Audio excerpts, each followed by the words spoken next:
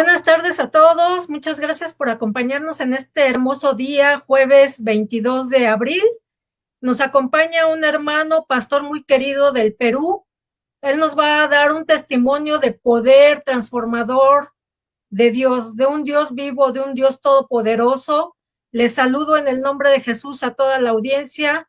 Les amamos. Muchas gracias por conectarse. A los que se conectarán más tarde, esperemos que este testimonio sea de mucha bendición, que abra los ojos de lo que sucede por toda esta ideología de género, en donde se pretende que los niños ya se puedan transformar.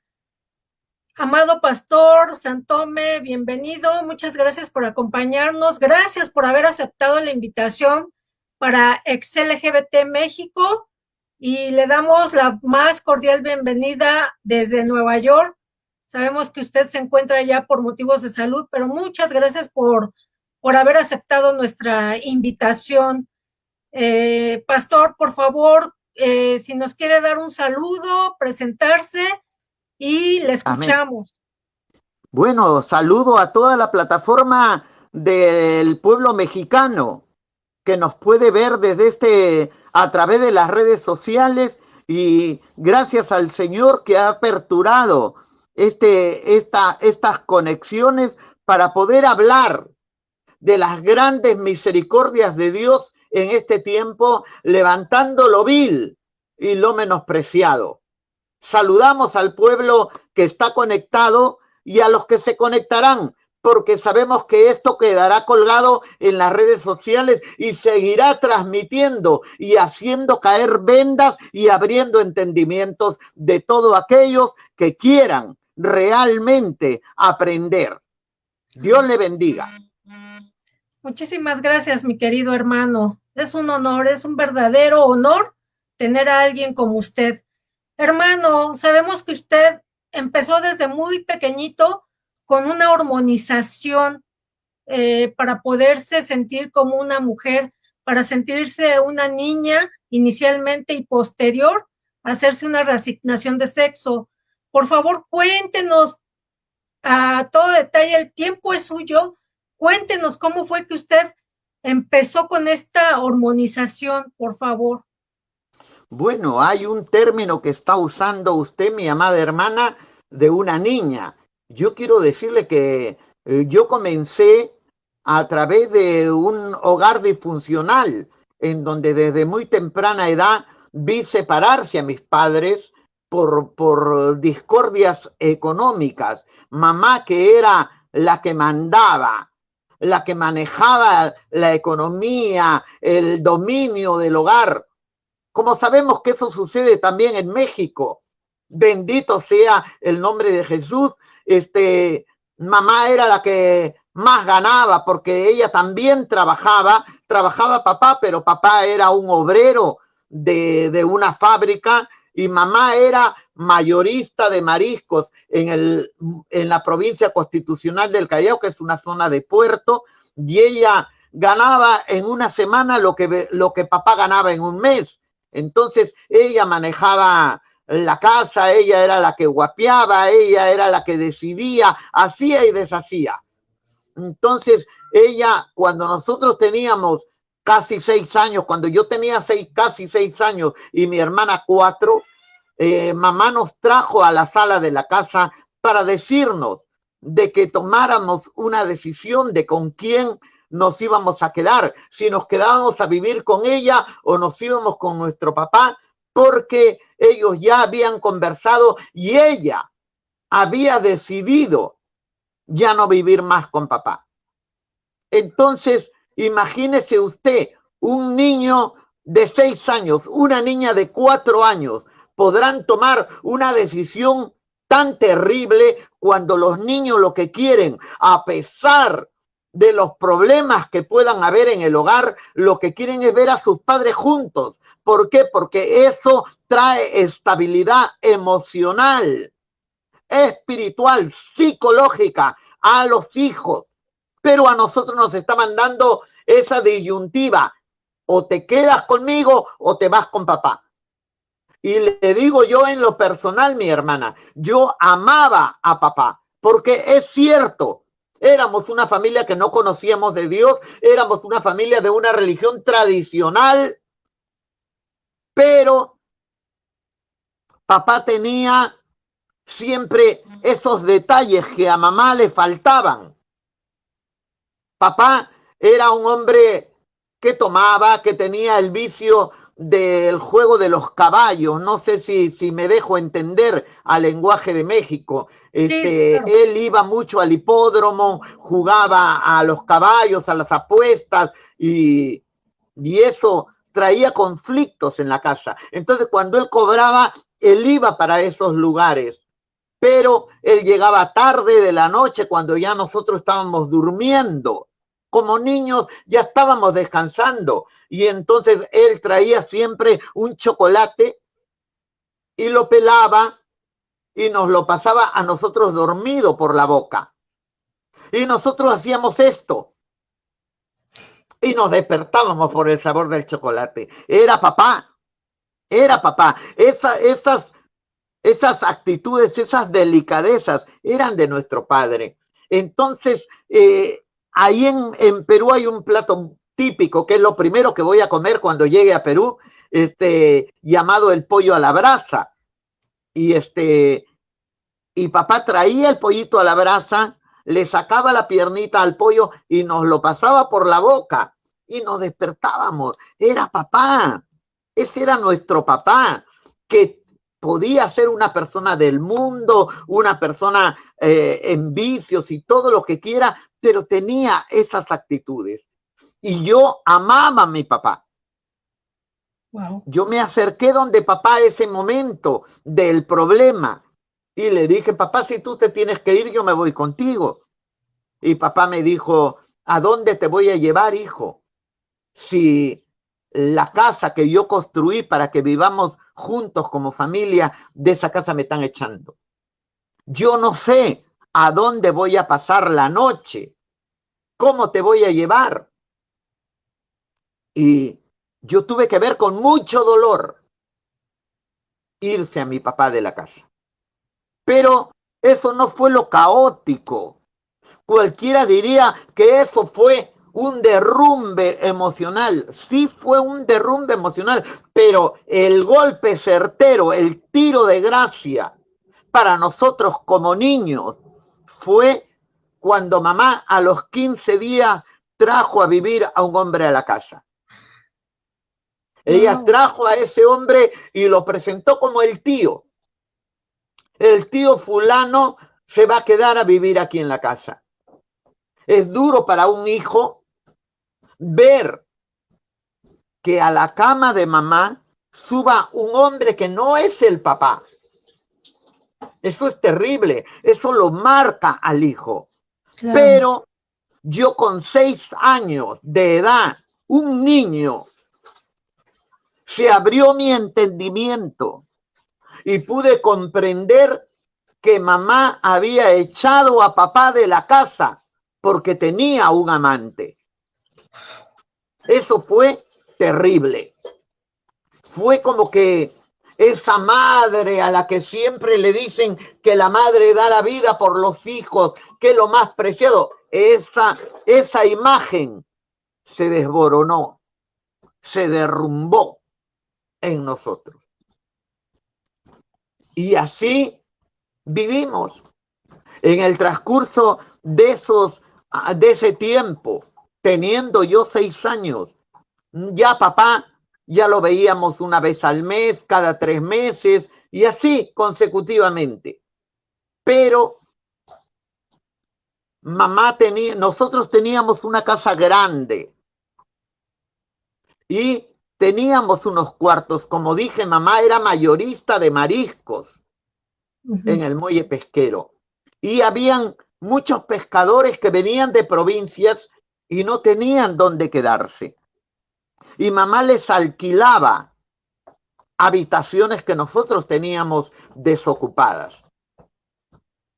Y resulta que uno de esos inquilinos en casa, uno de ellos me violó. Siendo yo un niño de 6 años. Un niño con traumas, con miedos, con temores. ¿Por qué razón? Porque el hombre que mi mamá llevó a casa era un hombre casado. Y llegaba la esposa a hacer escándalo, a golpear la puerta, a patearla, a insultar, a hablar de las intimidades sexuales de mi mamá con su marido. Y nosotros como niños nos sentíamos avergonzados porque todo el vecindario salía a ver los escándalos que sucedían en la casa de doña Julia. Bendito sea Dios. Y eso nos causó traumas, complejos, miedos, temores. Fuimos niños acomplejados, niños con temores. Bendito sea Dios. Así fue desarrollándose nuestra vida. Mamá tuvo varios compromisos. Y esos compromisos a nosotros nos causaba vergüenza, porque ya las críticas eran ofensivas. Ya para un niño ya era algo terrible. Yo recuerdo uno de los compromisos que mamá tuvo. Este hombre tenía su señora, su esposa, que vivía en un barrio muy peligroso allá en el Callao. La señora era de armas tomar, no sé si me dejo entender, violenta. Y ella venía con sus 11 hijos y los ponía alrededor de la puerta. Y golpeaba y pateaba y hablaba de las intimidades sexuales de mi mamá y nosotros escuchábamos todo eso. Y yo me acuerdo, salí por el balcón de la casa y le dije, señora, deje de estar gritando. Nadie tiene que enterarse de eso. Váyase porque le voy a tirar un poco de orines, le dije. Y la señora me dijo, pero yo tengo razón o no tengo razón. Ese hombre que está escondido ahí en tu casa, que no da la cara, ese no es tu papá. Es el papá de estos que están acá. Tu mamá no es su esposa, yo soy su esposa, dijo. Y esta no es su casa es allá conmigo y con sus hijos. ¿Tengo razón o no tengo razón?, me dijo. Y todo el vecindario decía, sí, tiene razón, tiene razón. Y yo, avergonzado, me tuve que meter para dentro de mi casa. Claro. Esas son las secuencias de nuestra vida que nos marcaron. Pasó el tiempo y ya yo a los 9 años, porque yo sufrí la violación de esta persona durante 2 años. Este hombre me trataba como si yo fuera una mujercita. Pero usted usó la palabra niña. Yo quiero decirle algo, mi hermana. Un niño, por muy pequeño que sea, pierde la inocencia cuando es tocado, cuando es violado. Y no se convierte en una niña porque la niña conserva su inocencia. El niño, por muy pequeño, pierde esa inocencia y se vuelve astuto, sagaz. Ya comienza a mirar las cosas de otra manera. Eso era lo que me pasaba a mí. Por eso que yo a los 9 años ya conocía a otros homosexuales que llegaban al barrio en donde yo vivía. Y ellos me miraron y me dijeron, tú eres chiquillo, ¿por qué no agarras y te hormoneas? Yo no sabía nada de eso. Pero yo veía que ellos tenían senos como mujer. Y yo le decía, ¿y cómo has hecho? Y ellos me decían, así, así, así. Entonces yo era conocido en el barrio, en la farmacia. ¿Me entienden, no? En la Sí, sí, farmacia. porque mamá tenía sus fiestas, sus francachelas ahí en la casa, con sus amigas, compañeras de trabajo, cada una con sus amantes, con sus queridos.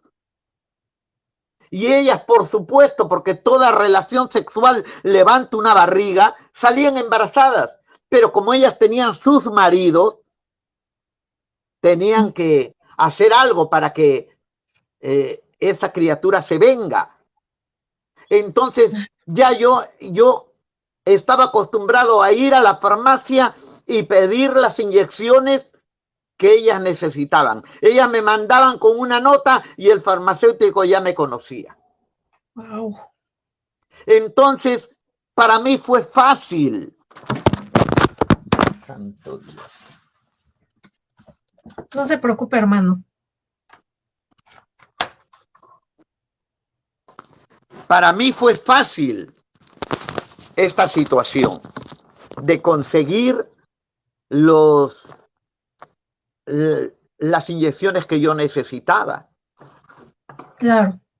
Yo iba y pedía y pedía y pedía y me ponía, tenía una señora amiga mía que ella me inyectaba siendo yo un niño. Siendo un niño, ella me inyectaba. Inclusive ella conseguía pastillas y me las daba. Claro que me las vendía, pero Sí. yo manejaba dinero porque algo que sí yo no le puedo reclamar a mamá es que nunca me faltó nada, nunca nos faltó nada en casa. Mamá, una mujer muy trabajadora, teníamos buena casa, buena comida, estudiábamos en buen colegio, buena ropa, las mejores propinas, teníamos todo lo que queríamos en forma material, pero no la teníamos a ella. Ella estaba muy ocupada con su trabajo y con sus compromisos. Ella salía a las 4 de la mañana de la casa y no regresaba hasta las 7 de la noche. Entonces, ella llegó a ser la proveedora de la casa, ya no la madre.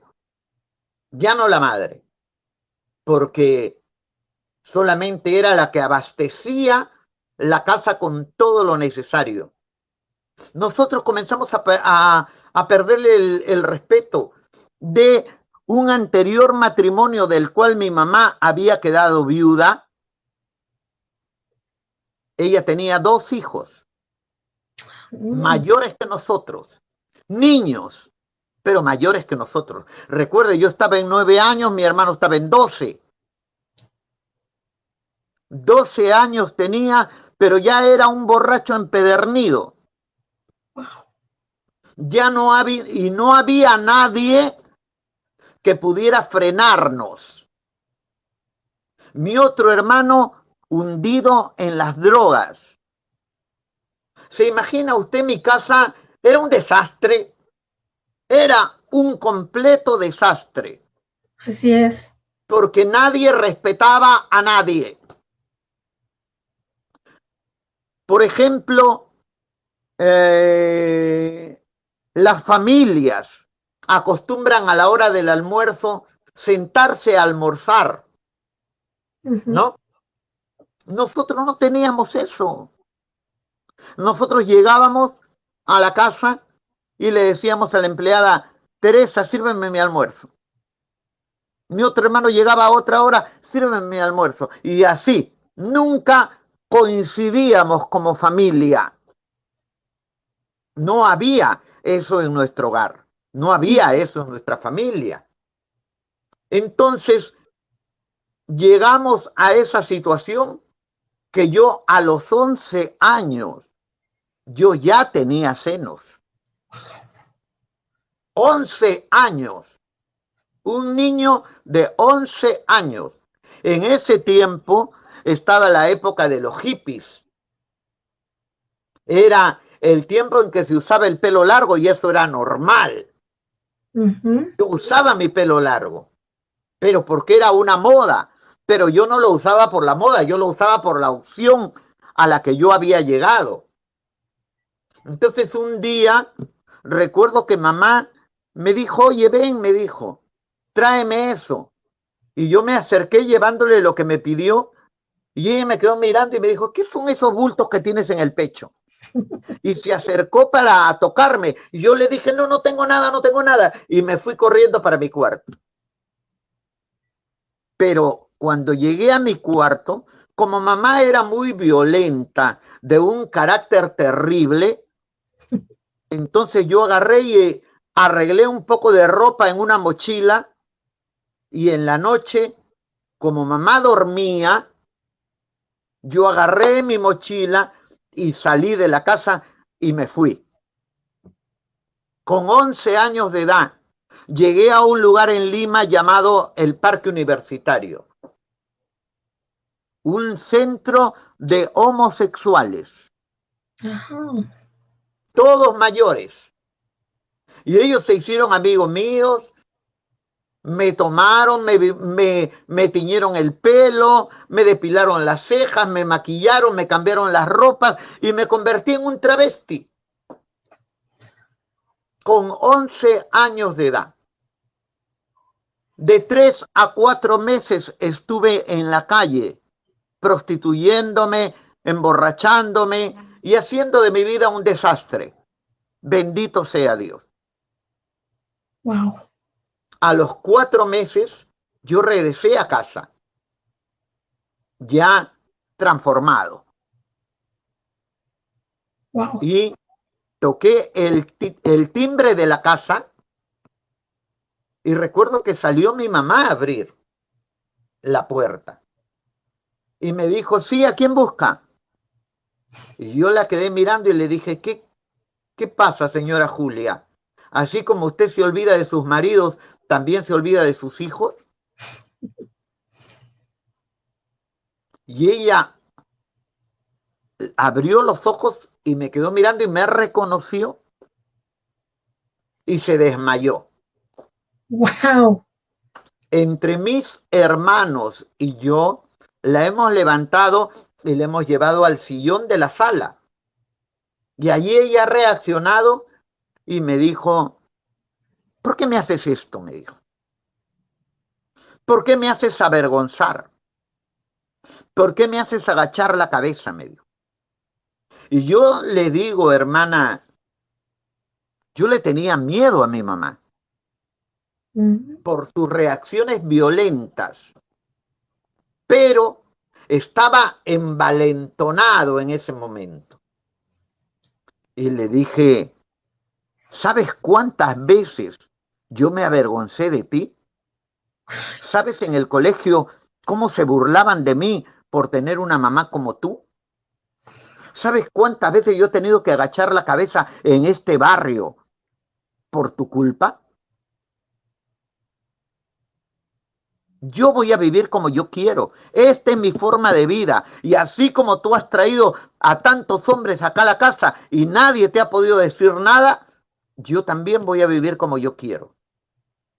Yo esperaba una reacción violenta de mamá, pero su reacción me dejó frío, porque ella agarró y me dijo, es cierto, yo he vivido como quiero, yo he hecho aquí como me ha dado la gana, pero yo mantengo esta casa. Lo que tú comes lo traigo yo, los colegios los pago yo, la ropa que se ponen la pago yo, la compro yo. ¿Les ha faltado algo? No les ha faltado nada. ¿Tú quieres vivir como tú quieres? Está bien, me dijo, pero desde mañana, así como yo salgo 4 de la mañana, así vas a salir conmigo a trabajar. E hizo instalar un timbre en la cabecera de mi cama. Todos los días, 3:30 de la mañana, sonaba ese bendito timbre. Y yo tenía que despertarme, asearme, arreglarme, maquillarme para irme a trabajar con ella. Wow. ¿Te puedes imaginar, hermana Ana, un niño de 11 años, pintado, vestido de mujer, con senos, metido en medio de pescadores? Claro. Eso fue terrible. terrible. Ahí aprendí a pelear, ahí aprendí a romper botella, a agarrar cuchillo para defenderme. Dentro de mi ser había mucho odio, había mucho rencor. Y cuando la gente querían abusar de mí y violentarme, yo me les iba encima y me trompeaba con ellos y quería matar porque había odio en mi corazón. Claro. Así fue nuestra vida, esa fue nuestra vida. Así desarrollamos, así crecimos nosotros. Nosotros no sabíamos lo que era calor de hogar. Como niños, nunca pude entregarle un regalito como los niños que hacen en los colegios, no sé si en México, pero en Perú, para el Día de la Madre se acostumbra a hacer tarjetas de cartulina, flores de papel crepé y poesías y cantos para el Día de la Madre que se dan en los colegios. Bueno, nosotros preparábamos eso. Yo no recuerdo que yo haya podido darle eso a mi mamá en el colegio, porque ella nunca tenía tiempo. Ella siempre a las 4 de la mañana decía, déjeme los recuerdos en la mesa, los regalos que yo cuando venga los veo. Y nosotros le dejábamos los regalos en la mesa, pero las poesías, los cantos, se lo dábamos a la empleada. Porque agarrábamos, le decíamos a la empleada, Teresa, vamos con la olla de comida, nos vamos a tu casa, y ahí sus hijos le habían preparado un homenaje a la empleada y ahí nos mezclábamos nosotros, ahí nos filtrábamos nosotros y a la empleada le decíamos, eres mi cielo, madre querida. Porque no teníamos una mamá para decirle las cosas que nos pasaban. No teníamos una mamá para contarle de las situaciones que estábamos atravesando. Bendito sea Dios. Esa fue nuestra niñez y esa fue nuestra adolescencia. Porque yo comencé a crecer y era tanto el rencor que tenía que yo comencé a robarle a mi mamá en el trabajo. Como ella no me pagaba, yo le robaba. Y yo comencé a ganarme a la clientela de ella. Y cuando yo tenía ya 16 años, yo puse un negocio al lado de ella y le hice la competencia. Y la tumbé, la saqué del negocio y me quedé yo como dueño del negocio. Ella volvió a sus negocios que tenía en los mercados y yo me quedé como mayorista. Gané la plata que me dio la gana. Hice como me dio la gana. Yo puedo decirte, hermana Ana, que yo lo probé todo en este mundo.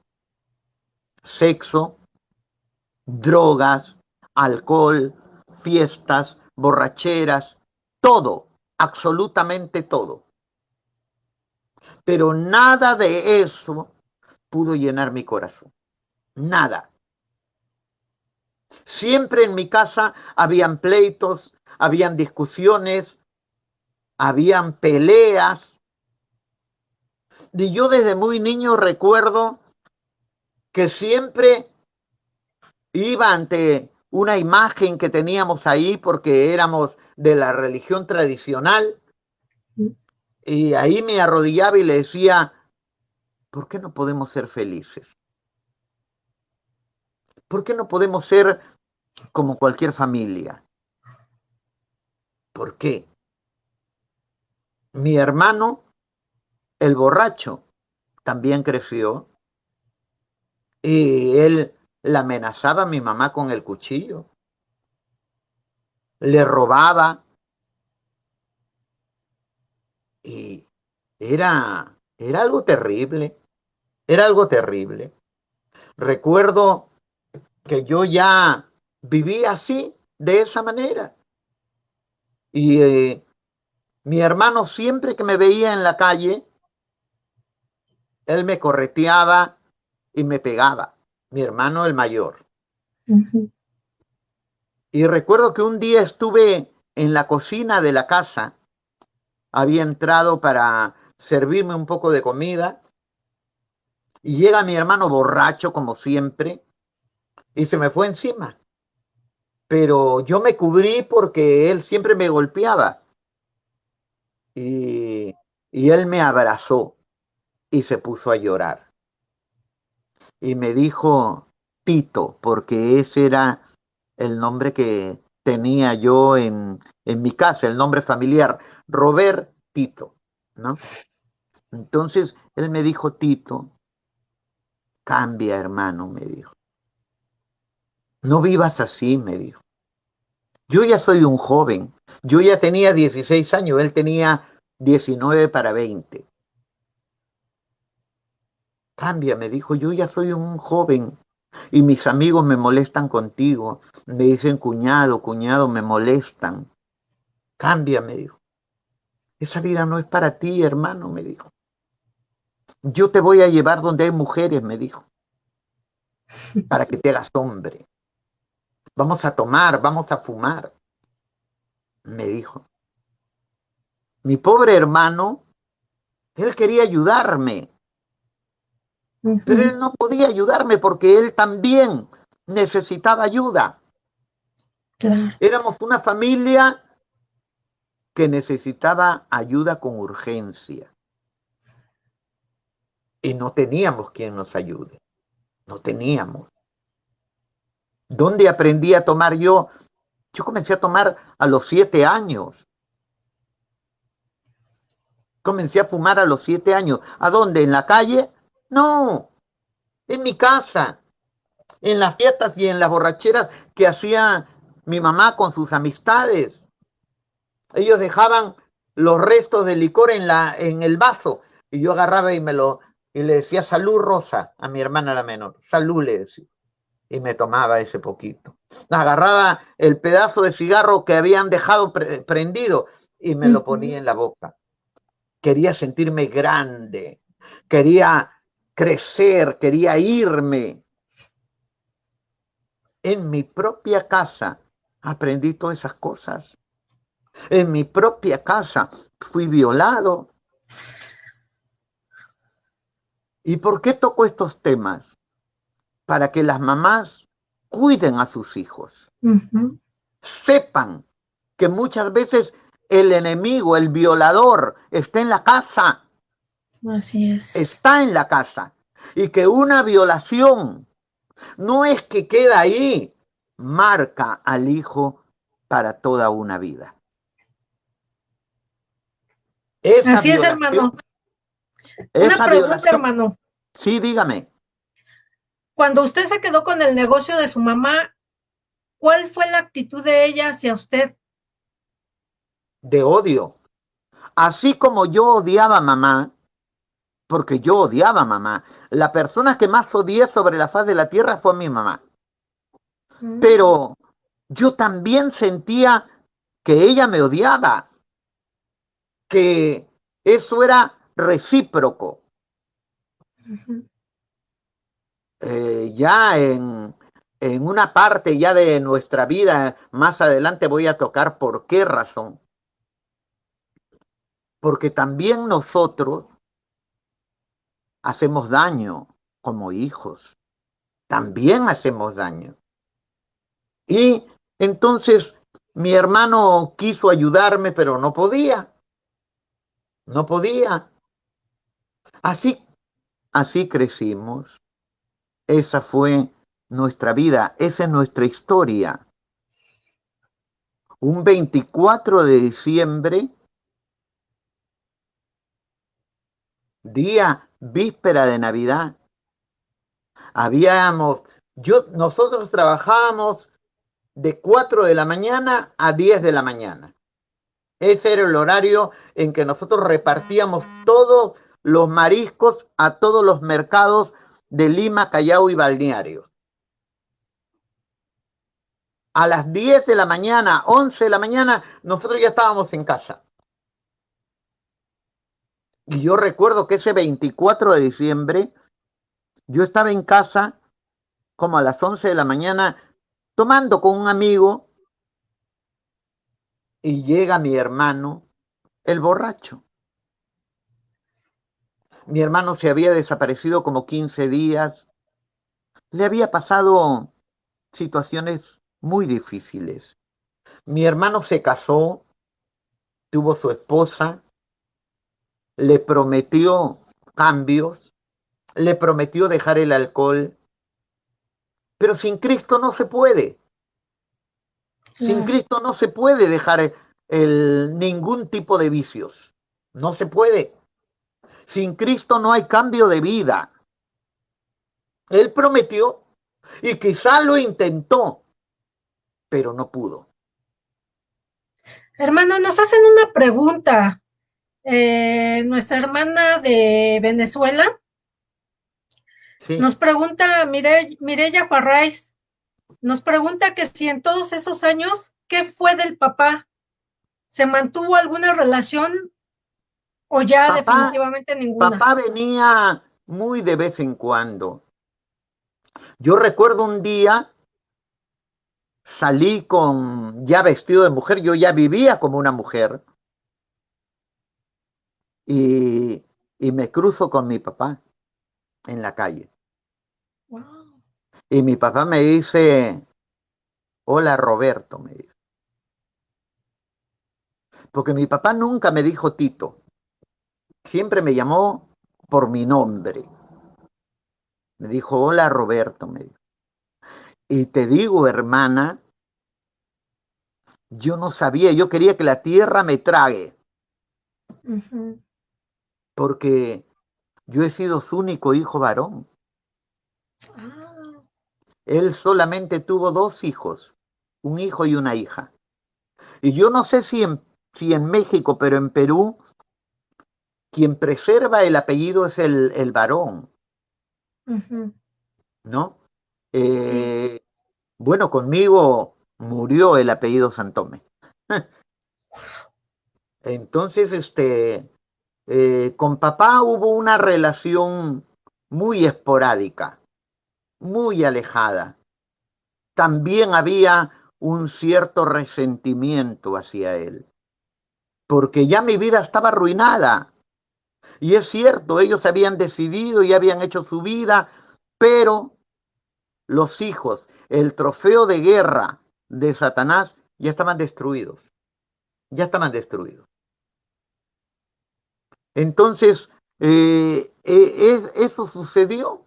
Mi hermano se casó, le prometió a su mujer el dejar el alcohol, pero no pudo. Y tuvo dos hijos. Mi cuñada tenía 19 años cuando salió embarazada por tercera vez. Wow.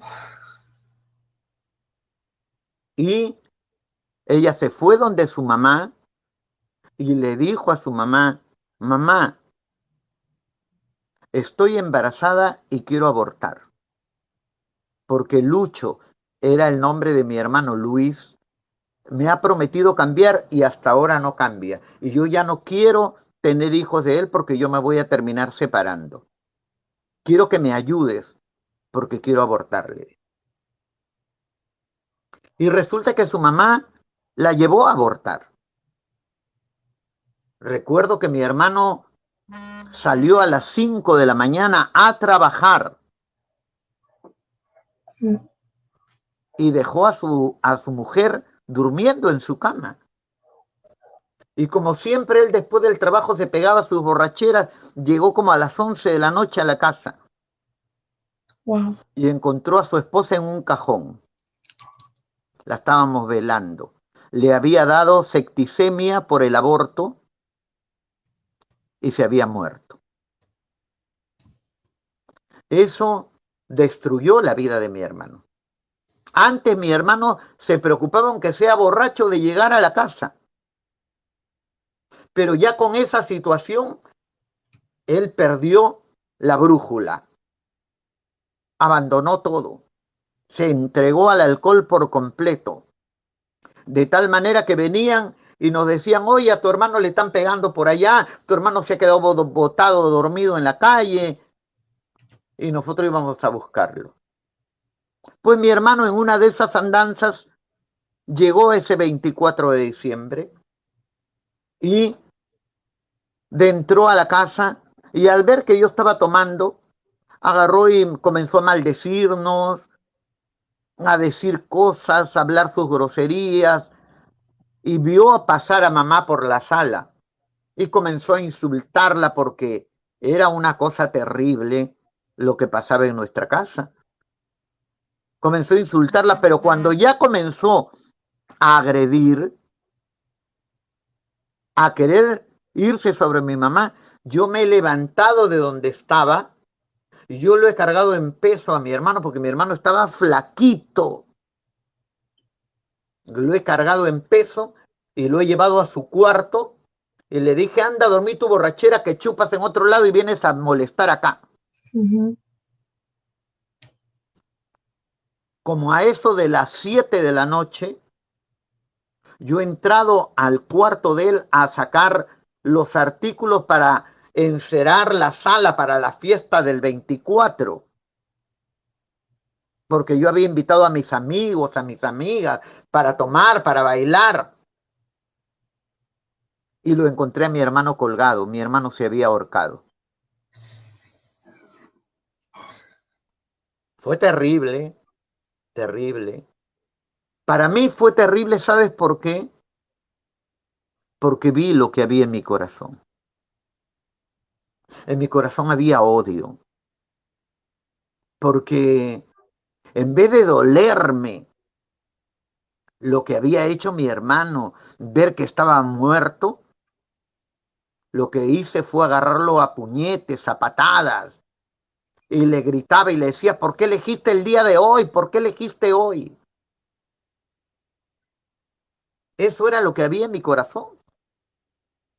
Mi hermano se ahorcó. Mi otro hermano se infectó con SIDA y murió. Esa fue mi familia. Yo buscando que ser feliz. Un 11 de junio de hace 43 años, entré a un quirófano creyendo que una operación de cambio de sexo iba a llenar ese vacío que había en mí. Yo decía, no soy feliz porque soy homosexual. Tenía un hijo adoptado, tenía pareja, tenía negocios, pero no era feliz. Tenía apariencia femenina, pero no era feliz. Toda la fiesta, las borracheras que empezaba, acababa llorando porque había un vacío dentro de mí. Y yo decía, no soy feliz porque soy homosexual. Voy a operarme para ser una mujer completa, decía. No sabía que una operación no cambia esto. No cambia esto. Entré a ese quirófano creyendo que iba a ser feliz, pero realmente mi vida se desgració por completo. Tuve 2 intentos de suicidio. Quise matarme porque no encontraba una razón para seguir viviendo. De ser un empresario, de ser una persona que trabajaba siempre legalmente, acabé en la prostitución. Acabé en la prostitución. Trabajé en un prostíbulo de mujeres por la apariencia que tenía. En ese prostíbulo, si las mujeres que trabajaban ahí se hubieran dado cuenta que yo no era mujer, ellas me hubieran matado, porque los cuartos en esos corralones eran muy cotizados. Si los clientes se hubieran dado cuenta que yo no era mujer, no sé qué hubiera pasado. En el colegio donde mi hijo estudiaba, yo estaba en el patronato escolar como la mamá. El director, los profesores, nadie sabía que yo era hombre. Bendito sea Dios. Yo tenía documentos de mujer, tenía pasaporte de mujer, tenía todo lo que quería. Todo lo que quería. Bendito sea el nombre de Cristo. Pero era un infeliz, un infeliz. Explotó el SIDA, recuerdo, en el Perú, y ya los clientes no iban al prostíbulo. Hubo que salir a la calle a buscar los clientes. Bendito sea Dios. Y así fue que llegué a un lugar muy popular allá que se llama la Avenida Arequipa, una zona de prostitución callejera. Y trabajé ahí tiempo, pero recuerdo que un 31 de agosto, día de la Policía Nacional, allá en Perú, yo me alisté temprano porque dije, hoy no hay batida, no van a molestar los de la policía ni nada, hoy voy a trabajar de temprano. Me alisté, me maquillé, me bañé, me vestí, todo para salir. Pero recuerdo que entró mi hijo. Yo adopté a un niño cuando tenía 8 meses. En ese tiempo que él entra ya tenía 8 años. Wow. Hermano, ¿esto ocurrió después de que usted se hizo la operación, su Claro, transición? claro. Yo adopté a ese niño cuando yo todavía no me había operado, Ah, ok. pero legalicé la adopción cuando ya estuve operado. Mm, Y así se dieron las cosas de esa manera. Entonces, yo ese 31 de agosto estaba ya arreglado todo y entra mi hijo al cuarto. Y me dice mamá, porque para él yo era su mamá. claro. Me dice mami, me dice, no te vayas hoy, me dice. No quiero quedarme solo, tengo miedo. Y mi hijo se echa en la cama y pone su cabeza en mi pierna, prende el televisor y se pone a ver los dibujos. Y yo comienzo a rascarle la cabeza y, y al mirarlo a él, recuerdo mi niñez y comienzo a llorar. Las lágrimas se me comienzan a caer y pasaron las horas y no podía moverme, no podía salir. Llegaron las 7 de la noche, le di su cena a mi hijo, lo acosté a dormir, pero yo no podía salir. Yo le dije, me voy a quedar. Me recosté al lado de él, pero a las 11:30 de la noche, yo dije, no, no, no, no, yo no me puedo quedar. Hoy día hay plata en la calle. Llamé un taxi y me fui. A las 2, 3 de la mañana más o menos, yo ya tenía mi plata en el bolsillo. Nosotros, las mujeres trabajaban en una zona que se llama el hogar de la madre. Mm, Y los homosexuales trabajaban en una zona que se llama el olivar. Entonces, como yo ya tenía mi plata en el bolsillo, me subo al auto de un cliente y le digo, llévame al olivar. Me iba a buscar a mis amigos, a 2 amigos homosexuales, para irnos a una discoteca de ambiente. Y resulta de que no estaban. Entonces yo agarro y me subo en un muro de un jardín para esperarlos. Y viene un auto amarillo y se para en la pista y me dice, contigo quiero salir. Y yo estaba harto de esa vida. En esa vida yo tenía que drogarme, tenía que tomar licor fuerte para poder aguantar la noche. claro. Entonces yo estaba cansado de esa vida.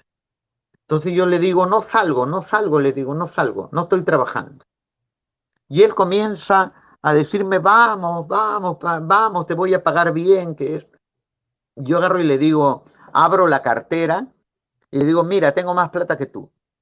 Hoy tú vas a ser la prostituta y yo voy a ser el cliente. No salgo, le dije, vete, vete, vete. Y el hombre insistía, insistía, de tal manera que yo comencé a hablarle groserías, malas palabras, a sacarle la madre. Y entonces salté de donde estaba, del muro, y agarré una piedra, un ladrillo que había ahí, y le dije, vete porque te voy a romper el carro. Había mucha violencia en mí, mucho odio. Y el hombre agarró, movió la cabeza y se fue. Yo me volví a subir al muro y estaba ahí conversando con los homosexuales, riéndome de las tonterías. Y como a los 15 minutos viene de nuevo el mismo carro. Y ya no se para en la pista, sino muy cerca de la vereda, a 1 metro de donde estaba yo. Y me dice, hoy te vas a morir, me dice, porque nadie me mienta la madre y vive. Y levanto una pistola y me apunta. Yo me quedé petrificado, yo no sabía qué hacer. Estaba paralizado por el terror. Nunca había pasado algo así. En eso para un auto atrás de donde estaba el auto y baja uno de los amigos que yo había ido a buscar. Y corre a la ventanilla del carro creyendo que era un cliente y mete la cabeza justo en el momento en que ese hombre dispara y lo mata. Wow. Mi amigo ha volado en el aire, sus sesos me han salpicado las piernas. Eso para mí fue terrible, terrible, terrible. Yo no podía bajar, yo lo único que hacía era llorar. Lloraba y lloraba y miraba el cuerpo de mi amigo, nada más. En eso para un auto con mi otro amigo y me dice Cristina, porque ese es el nombre que yo usaba. Y me dice, Cristina, tienes que irte de aquí, me dice, porque ya los demás ya dijeron que a ti te iban a matar y la policía te está buscando. Pero al ver mi amigo que yo no reaccionaba, me mete en el carro que había llegado y me manda a mi casa. Yo llego a mi casa en medio de una crisis nerviosa y comienzo a gritar y a romper el espejo que tenía, porque yo tenía ahí una peluquería.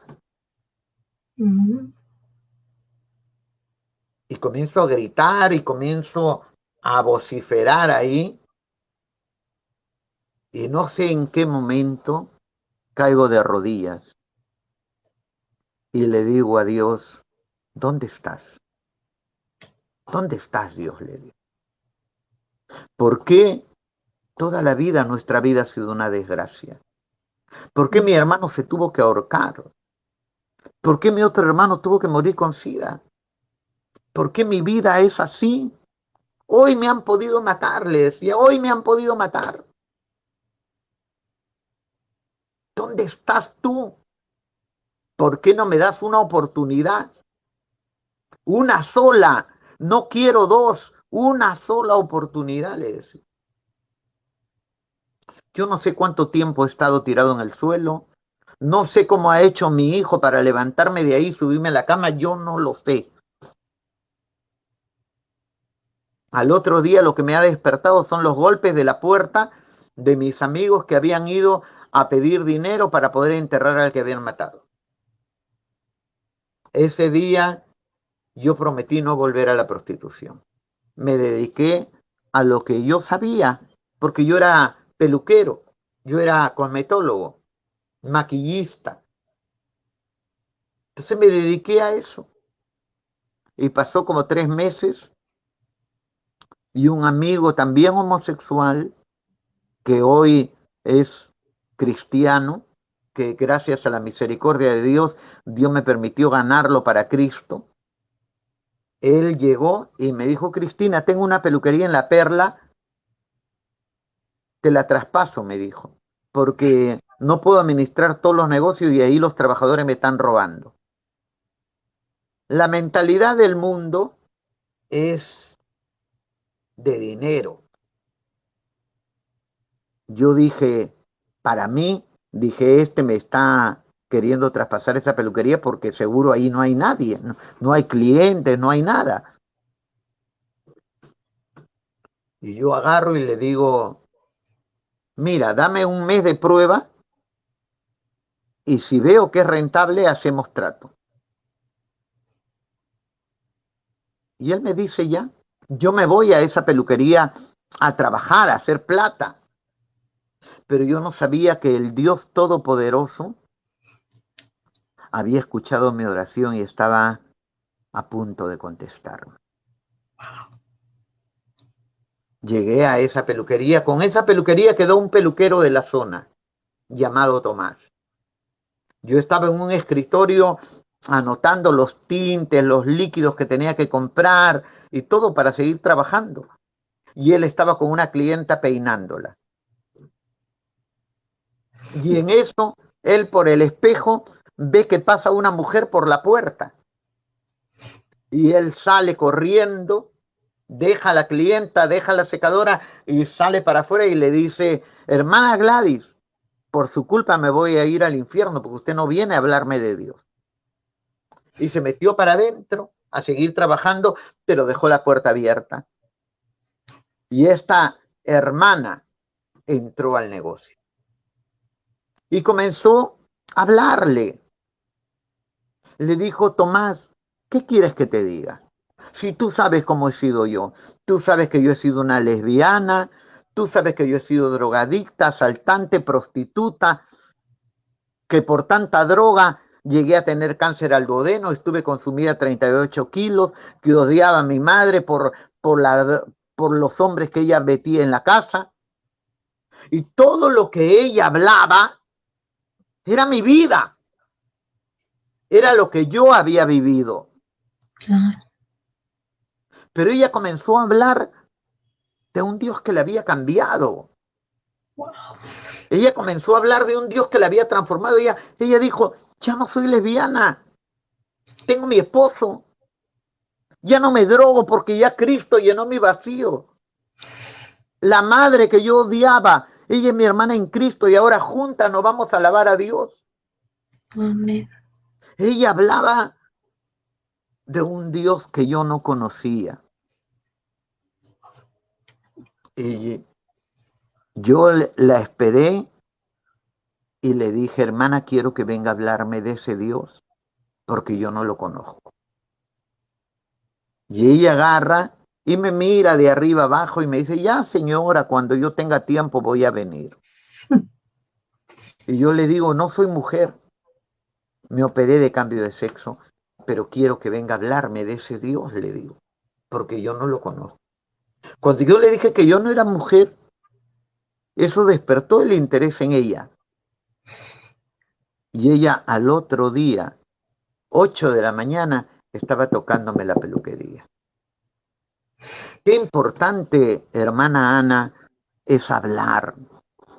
Claro. Hoy la iglesia está muda. Hoy la iglesia no habla.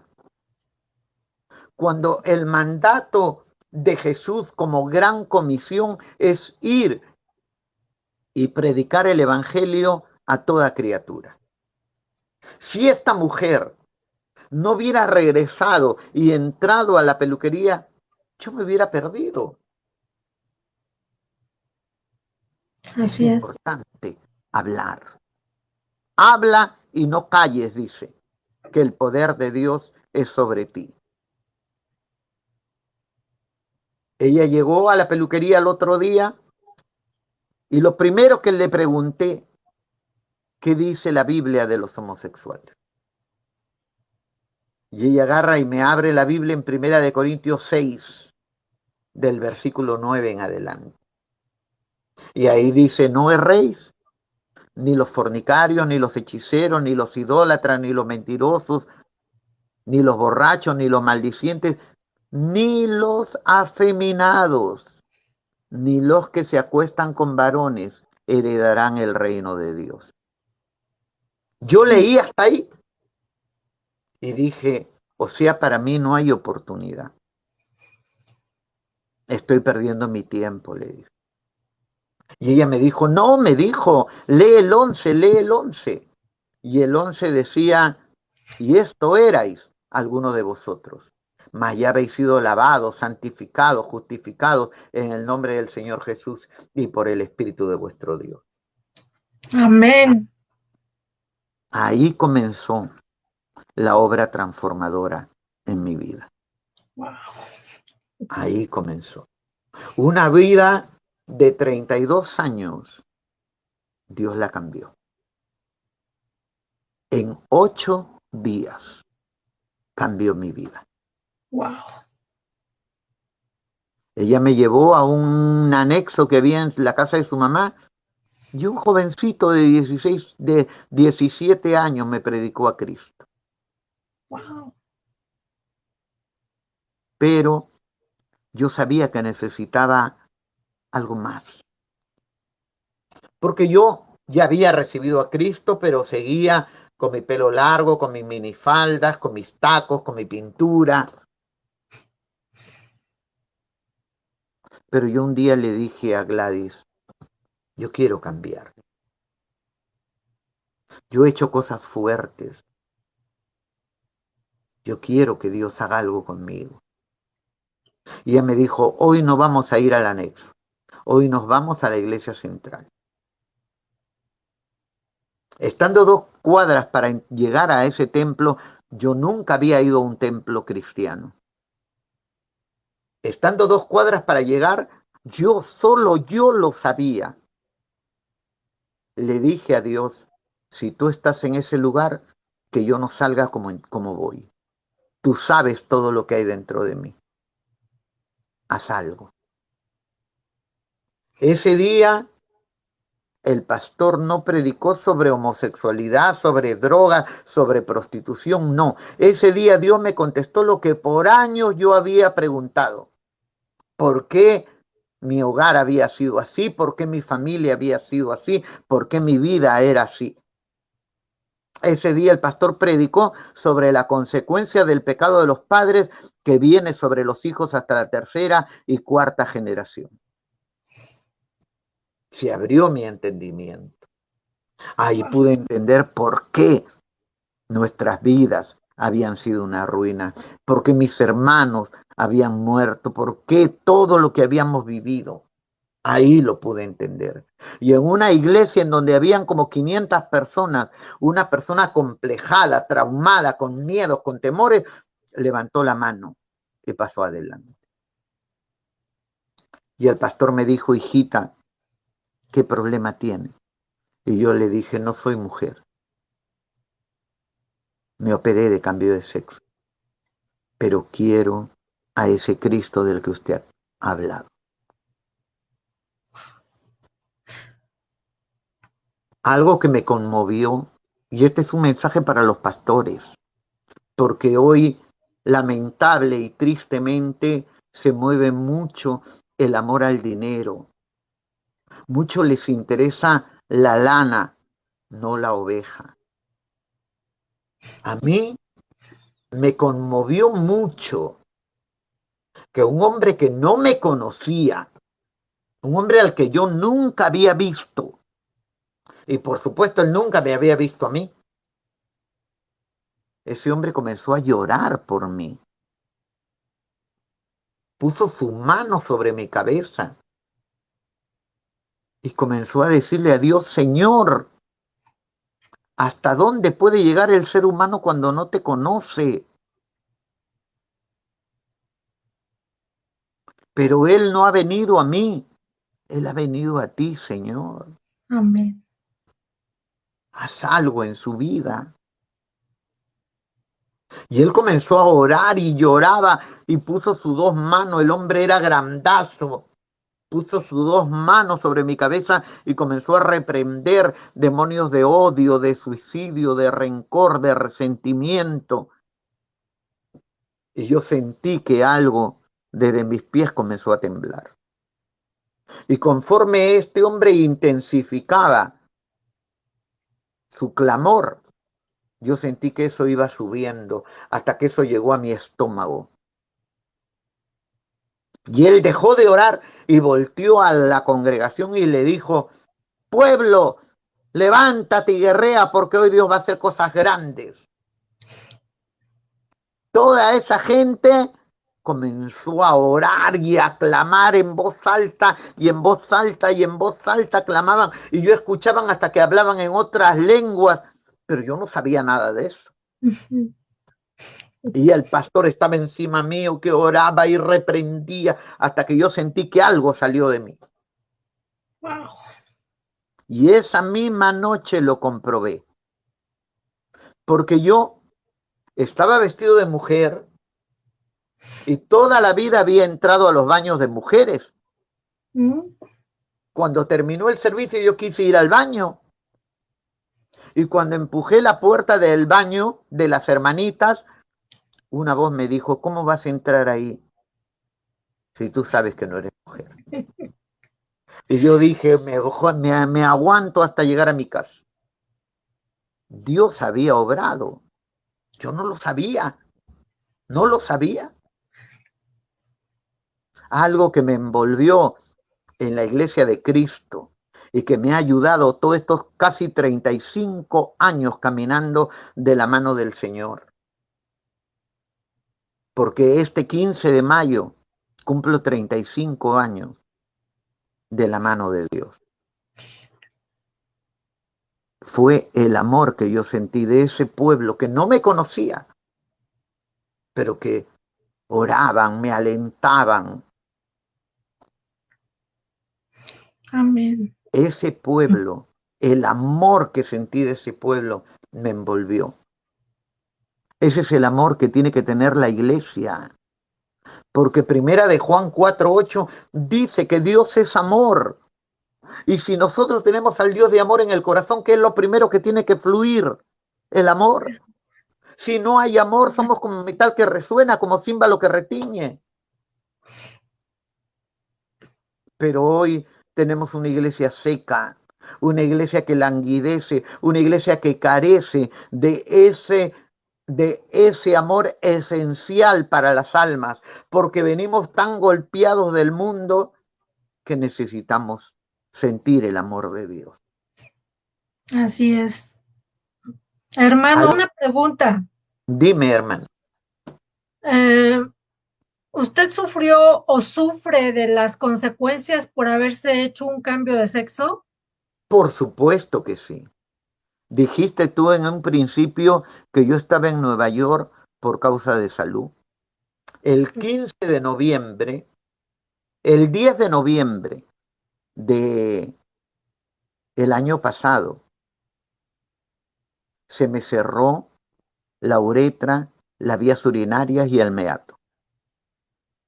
Yo desde que me operé siempre sufrí de infecciones urinarias. La hormonización que hice desde muy temprana edad me ha dañado el hígado. Tengo problemas en el hígado. Hay comidas que yo no puedo comer. La rinoplastía que me hice me ha traído consecuencias. Tengo pólipos en la nariz. Necesito hacerme una operación de cambio de cornetes. ¿Y qué podemos decir del llamado silicón, el aceite de avión?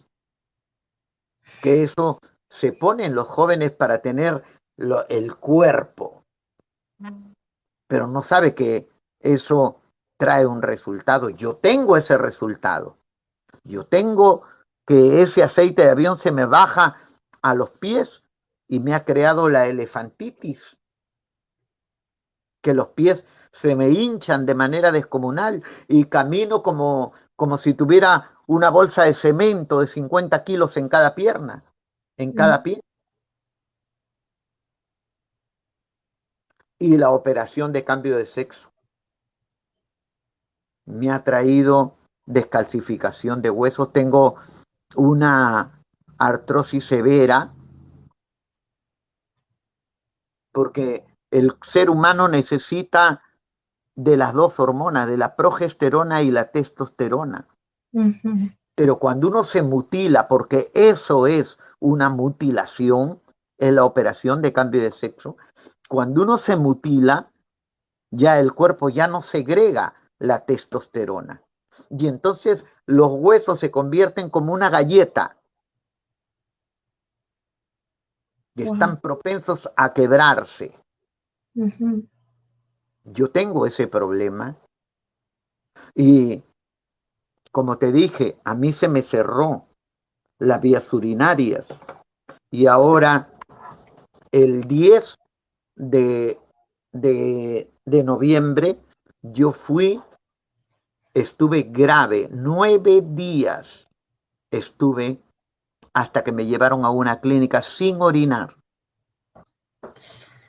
con toda la orina de todos esos días acumuladas que se estaban pudriendo dentro de mí, causando una infección terrible.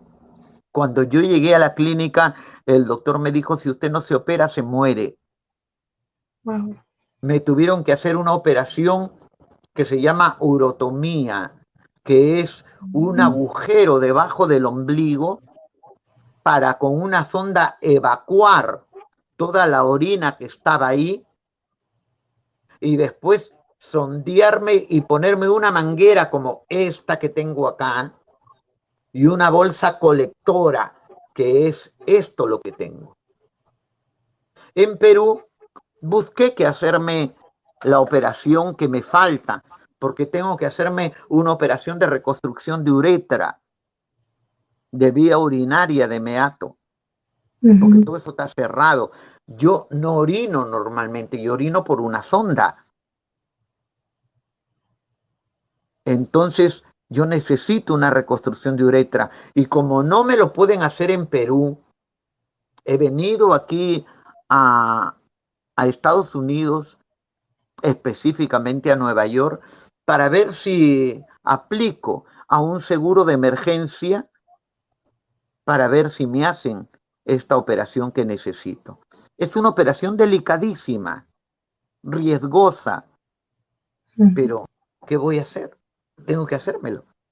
Esas son las consecuencias de las locuras de la juventud, porque cuando uno es joven no piensa, no piensa, uno hace. ¿Qué dice uno? En mi vida, en mi cuerpo, en mi plata, yo hago lo que quiero. Así es. Y no se da cuenta que lo único que está haciendo es arruinarse. Eso es lo que hice yo, arruinarme la vida. Y hoy sufro las consecuencias. Después de recibir a Cristo, yo fui a mi casa, esperé a mi mamá y cuando ella llegó, le dije, quiero hablar contigo. Nosotros siempre que nos reuníamos era para pelear. Nuestra casa era un ring de pelea. Mamá llegó y cuando le dije, quiero conversar, me dijo, he tenido un día pésimo, no quiero pelear. Y yo le dije, mamá, no vengo a pelear. Siéntate que quiero conversar. Y mi mamá se sentó, mis hermanas estaban ahí, y yo le dije, mamá, anoche yo recibí a Cristo. No al Cristo que ustedes conocen, sino a un Dios que cambia, que transforma. Yo no sé qué va a hacer conmigo, le dije, pero sé que algo va a hacer. Y por primera vez en más de 20 años, hermana Ana, me arrodillé y puse mi cabeza en las piernas de mi mamá. Le dije, perdóname, Wow. yo te odiaba, porque yo quería que te mueras, porque te culpaba de la muerte de Lucho, de la muerte de Johnny, de mi vida desgraciada te culpaba, pero yo sé que tú me amas porque yo soy tu hijo, le dije. Hoy sé que es el Espíritu Santo el que hizo que todos nos pusiéramos a llorar. Porque yo lloraba, yo le decía eso a mi mamá y yo lloraba. Mamá comenzó a llorar, mis hermanas lloraban. No sabíamos por qué, pero yo sé ahora de que era el Espíritu Santo derribando esas murallas de odio que Satanás había construido en nuestra casa por años, en nuestro corazón por años. Mamá se entregó a Cristo. Yo fui su pastor 15 años. Ella ya está con el Señor. Pero algo que también quiero decirte, estando ella en su lecho de enferma, me dijo, Roberto, ¿en qué fallé? Y yo le dije, mamá, nosotros hubiéramos querido comer un arroz con huevo frito contigo y no todo lo que teníamos y solos. Porque hay veces los padres piensan que darle el iPhone, las zapatillas de marca y todo lo que los hijos se les antoja, creen que con eso cumplen. Pero los hijos necesitan tiempo, calidad de tiempo. Y esa es la gran carencia. Vivo en un país en donde todo es trabajo, trabajo, trabajo y trabajo.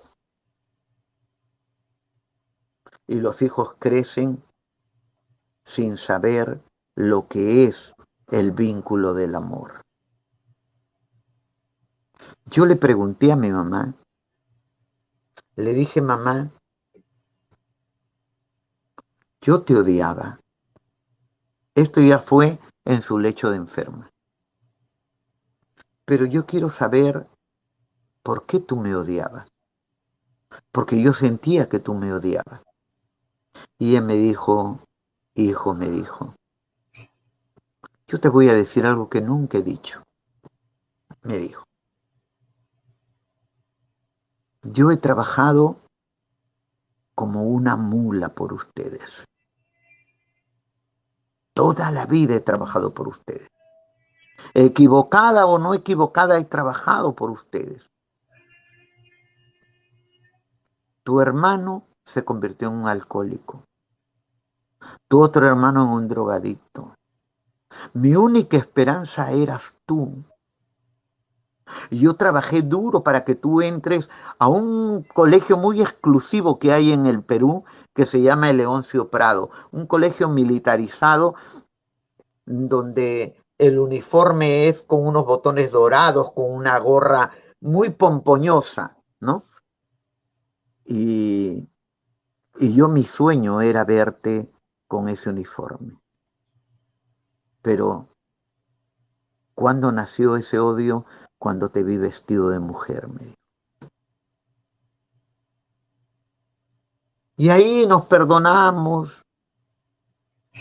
Mamá está con el Señor. Amén. Papá está con el Señor. Amén. Mi hermano que falleció está con el Señor. El que murió con SIDA está con el Señor. Y aquí estamos ya,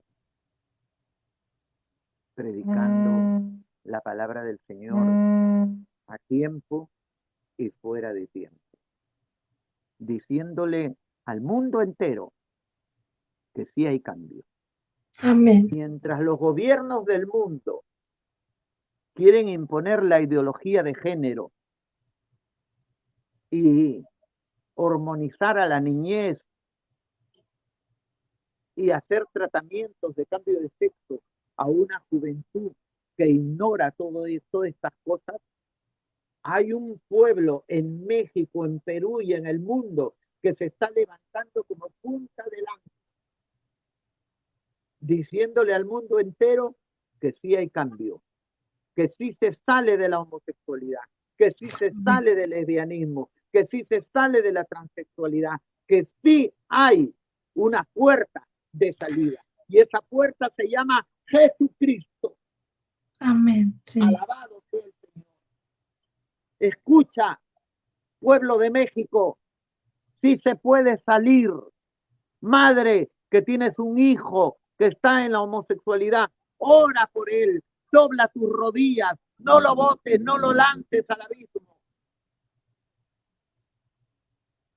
Pídele a Dios que obre en tu vida, en la vida de ese muchacho, amigo homosexual. No importa lo que hayas hecho, no importa hasta dónde hayas llegado, no importa hasta dónde te hayas hundido, no importa. La sangre de Cristo te limpia de todo pecado. Solo Jesucristo cambia. No es el psicólogo, no es el psiquiatra, no son las lágrimas de una madre, no son los golpes, no. Solo Jesucristo y su sangre que limpia de todo pecado. Amén. Cambiar al ser humano. Así es, aleluya. Este es el mensaje de esta tarde, mi hermana. Sí, hermano. Este es el mensaje que tenemos para México, para el Perú y para el mundo. Aleluya. Un mensaje de esperanza, un mensaje de cambio, de transformación, en donde toda persona puede venir a Jesús. Porque pueden decir, esto es para los homosexuales, pero ¿sabes qué dice la Biblia? La Biblia dice, por cuanto todos pecaron, están destituidos de la gloria de Dios. Y todos, en ese todos, estás incluido tú, borracho, fornicario, adúltero, idólatra, brujo, hechicero, mentiroso. Ahí estás incluido tú. Necesitas un Salvador. María, la madre de Jesús, dijo en su cántico, en el Magnificat, que se encuentra en Lucas, engrandece mi alma al Señor y mi espíritu se regocija en Dios mi Salvador, porque ha mirado la bajeza de su sierva. María necesitó un Salvador. María necesitó a Jesús. Así es. Tú necesitas a Jesús. Aleluya. Y hoy, ante la contundencia de este testimonio, yo quiero invitarte a que aceptes a Jesús. ¿Te equivocaste, mamá? ¿No fuiste la madre que tus hijos necesitaban? Papá, ¿cuánto tiempo que no te acercas a tus hijos? Que no los abrazas, que no le dices lo importante que son. ¿Sabes cuánto necesité yo un abrazo de papá? Un abrazo de mamá. Solo tuve. Abraza a tus hijos. Hazle sentir que son importantes para ti, que los amas. No lo hiciste. Tienes dureza de corazón. Hoy Dios puede cambiar tu corazón de piedra y poner un corazón de carne. Él puede hacer. Aleluya. Yo quisiera, hermana, tomarme el atrevimiento de orar por la audiencia. Sí, hermano. Amén. Claro. Ahí donde estás, madre, padre, amigo, amiga, y tú, cristiano descarriado, que andas descuidado, te invito a hacer un contacto de fe. Pon tu mano en tu receptor, en tu celular, y ora conmigo. Padre Santo, yo te pido por todos aquellos que en este momento tu Espíritu Santo ha redarguido sus corazones y que están haciendo un contacto de fe conmigo, Señor, y te están pidiendo perdón por sus errores, sus equivocaciones, por sus pecados. Padre, perdónalos. Que la sangre de Cristo los limpie de todo pecado. Escribe sus nombres en el libro de la vida, Señor. Ellos te están entregando las riendas de su vida a ti, porque mientras la han manejado ellos, su vida ha sido una ruina. pero hoy esas riendas las ponen en tus manos para que tú construyas lo que ellos destruyeron, para que tú limpies lo que ellos ensuciaron, para que tú edifiques lo que ellos derribaron, Señor. Obra, obra en tu misericordia, Maestro. Escribe tu nombre en el libro de la vida, Padre, y que la sangre de Cristo los limpie de todo pecado. Si alguno está enfermo, Señor, que tu virtud sanadora llegue a sus vidas, los toque, porque por tus heridas hemos sido curados, Señor. Obra, mi Dios, obra, Señor. En el nombre de Jesús te lo pido. Y hoy, Señor, como siervo tuyo, bendigo a México. Bendigo a México de este a oeste, de norte a sur. Bendigo a los padres mexicanos, a las madres mexicanas, a los hijos mexicanos, a los ancianos, a los niños, a los jóvenes, al rico, al pobre. Los bendigo, Señor. Engrandece tu nombre y obra como solo tú sabes hacer. Nosotros desde aquí te damos gloria, honras y alabanza en el nombre poderoso de Jesucristo. Amén y amén. Aleluya. Gloria al Señor. Hermano, una última pregunta. Maravilloso el nombre. Aleluya. Una última pregunta, querido. Volumen, mi hermana. No a ver, ¿me escucha? No, no te escucho para nada. Qué raro. Pero el testimonio lo han escuchado, ¿no? Se escucha perfectamente. Sí, así es. Bueno, mi hermana, espero que este servicio sea una bendición y que México sea transformado, mi hermana, como el Perú. Así como nosotros oramos por México, ora por Perú. Claro que sí, Perú hermano. está pasando una etapa muy difícil. El comunismo quiere entrar con todo al Perú. Pero estamos pidiéndole a ese Dios que tuvo misericordia de Roberto, que tenga misericordia del Perú. Amén. Cuídate mucho, mi hermana, y muchas bendiciones. Dios le bendiga, hermano. Un abrazo a la distancia. Muchísimas gracias. Gracias a todos. Gracias a toda la audiencia. Que Dios les bendiga. Les esperamos el próximo jueves con otro testimonio más de poder. Les amamos, les abrazamos a la distancia y muchas gracias por su apoyo. Sin su apoyo no sería posible este programa. Es un programa del Señor y les amamos. Les bendecimos en el nombre de Jesús. Hasta la próxima. Dios les bendiga.